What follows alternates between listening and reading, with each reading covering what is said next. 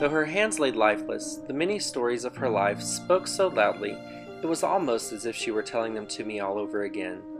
This is why I believe in hands that tell a story. Hands that have worked hard and served the person well. Hands that have for years provided for the family.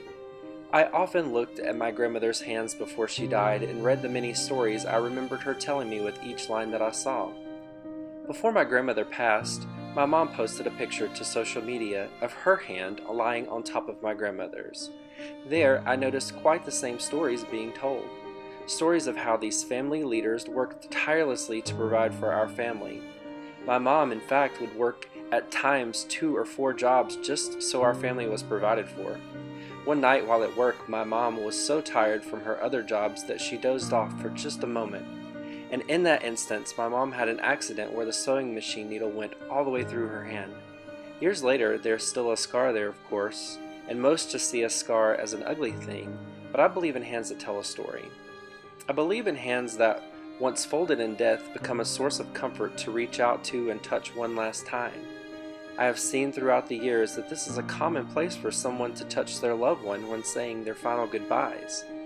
Is this because that for years, those hands were the ones that were there to quickly scold, or more than likely they were there to provide love?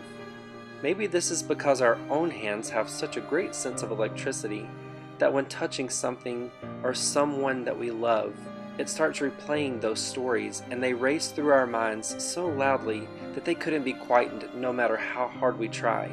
And why would we want to quieten those stories that are now all we have left of memories that have hands that once held us? That those hands are now held by God's.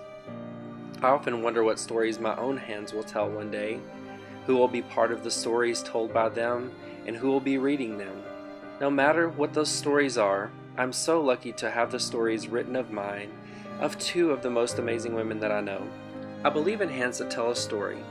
So what will your hands say? Will they say that you lived life to the fullest, or will they say that you played life safe? I hope that in the end, my hands could write a novel of all the stories that they will tell.